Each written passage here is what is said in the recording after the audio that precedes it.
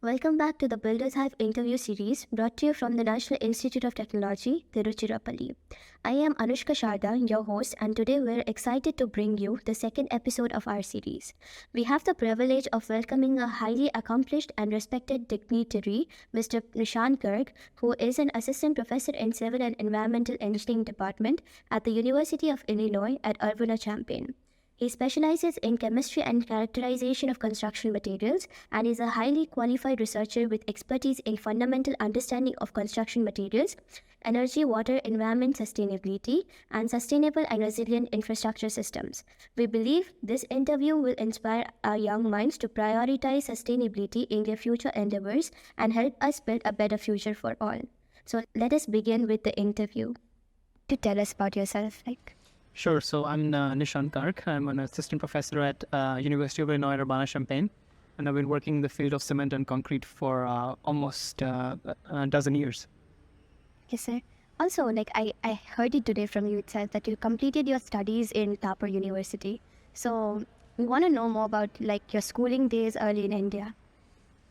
Yeah, sure. So my early schooling days, I grew up in Chandigarh. That's where I did all my schooling. And then I went for a diploma in Chandigarh College of Engineering and Technology. And after that, I went for a bachelor's degree in civil engineering Thapar. So since you're doing something in Illinois, which is America, and since you have understood what is education system in India, can you bring an analogy where we lack or something? Because it's a big part of education system in India. Yeah. I think the Indian education system has a lot of pros and also, cons. And I think in terms of pros, I would say the students here are very well trained in mathematics, which is very important. And I think in general, the education system is focused on discipline and focused on achieving, as a foundation is good. I would say on the cons, one thing that is missing is sometimes, the practical knowledge, and there's a lack of, you can say maybe creativity or entrepreneurship, which is very much needed. And the other thing where we lack, I think, is, we are strong in mathematics, but we're maybe a little bit weaker on the language side. And what I find is the education system abroad, there's an equal focus on language skills too, because those are very important for adults. Very well said, sir. And sir, moving forward, I'd like to ask, what was that one power or the force that you got into this field, civil and environmental engineering? Yeah, I would say my father was the one big, driving force behind this. He highly and strongly recommended me because he has been in the construction business for his whole life. So he asked me to continue to go in that field. And I spent quite a bit of time in my childhood also visiting the construction sites over my summers. So I think, I would say he's a big driving force for me. It comes in genes only. Yes. That's great. You can say that. And sir, since I also researched about you a little before the interview, and I read your research team is working on reducing carbon footprint, So can you tell us give some insights about the same? Yeah, sure. So, if you think about concrete, this is the second most consumed material on our planet after water. And when you make 1 ton of cement, you make about 0.8 tons of CO2. So cement alone contributes to about 6 to 8% of global CO2 emissions. And to put that in perspective, you can say the entire aviation industry is 2% of the carbon emissions. So from that point of view, cement is 3 to 4 times more than the aviation industry. So anything we can do to reduce that carbon footprint, that would be great. So how is the research team working over that same domain? Yeah, so I think we are employing many different approaches to solve this problem. One of the most feasible approaches to reduce the clinker factor in concrete, that is to reduce the cement, so we can replace it with alternative materials. So fly ash and slag are some traditional materials. However, as the coal power plants are shutting down in the developed world, the fly ash is becoming scarce. So we're looking at newer sources such as calcined clays, and also we're looking at ashes which are coming from non-traditional sources. Oh, I believe that would be very revolutionary if we could do that. Also, when we talk about sustainability and stuff, can we think of any potential substance which could eradicate use of cement as a whole?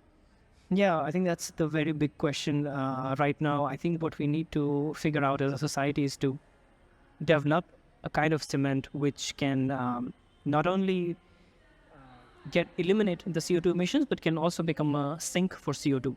If we can develop something which absorbs CO2, that could be revolutionary. However, the biggest hurdle and there are several technologies in incubation right now. I think the biggest hurdle is the economics. If it's too expensive, it's going to be very, very hard to implement at the large scale. Yes. So, who is that one influential person in your life you look up to?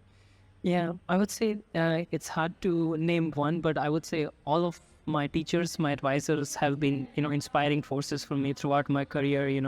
My teachers during my bachelor's degree, and then my advisor in master's, PhD, postdoc, and even now I have mentors. So I think throughout different stages of the careers, I've always been very lucky to be surrounded by very passionate and very caring and very guiding forces, which have made me what I am today. I mean, the credit goes to everyone. So, apart from this, when we talk about a certain career, it's we have a transition from up step to the position we are in right now. Yeah. So what was that one breakthrough that you had in your career which made you very sure about the position you're in right now? Yeah, one big breakthrough, if I can remember, this goes far back. This was when I started my master's degree in Iowa State, and I found a very big shift. This was, I had moved abroad, had just started taking courses. I learned that the teachers there spent a huge amount of time making sure that everybody in the class understood what they were trying to teach. And I had never seen teachers putting in so much effort to making sure. So we had one course where the teacher asked, okay, how many students in the class know this concept? And half of the students said, we don't know. They said, okay, we'll pause the syllabus. We'll actually first teach you this concept before we move forward.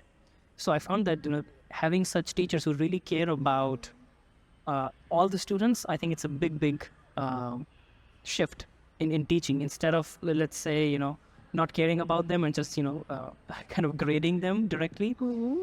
So I think that inspired me really to learn more, because I thought, well, look at the teachers are spending so much time in teaching me. Why shouldn't I spend time in learning more? So makes sense. Since also you're a professor, what are the key elements that you use during the teaching so that the study and learning process is very interesting? Yeah. I think one thing I try to do while I'm teaching is try to give some actual practical examples to students when I'm teaching them. So for example, these days I'm teaching a course on cement chemistry. And what I did, I taught this course last week online. So I just, changed my course slides based on my trip to Mahabalipuram. So I added a few slides on the site tour that we took for the temple, and I included that in the lecture that day. So, and I think the students appreciated that. So I think bringing in real world examples and connecting them with the class content really helps the students connect. I absolutely agree with this, sir, because since I'm a student myself, I think what we lack in the education system is practicality. Yeah. So, yeah. And so one advice you'd like to give to the students of NIT Trichy? Well, I would say the advice I would give to students of NIT Trichy and to everywhere is to, boldly go after your dreams. Okay, you can pursue and you can get anything that you want in life. Mm-hmm. There is almost, you may see a lot of barriers, but you can break them. So don't feel intimidated by anything. You can achieve anything you want. You can go and talk to anybody you want. You can get any resource that you want, but what you need is a willpower. And that's all. That's really inspiring. So, I mean, I'm really thankful to have you, Tadavia. Mm-hmm. That's it for the day. Thank you so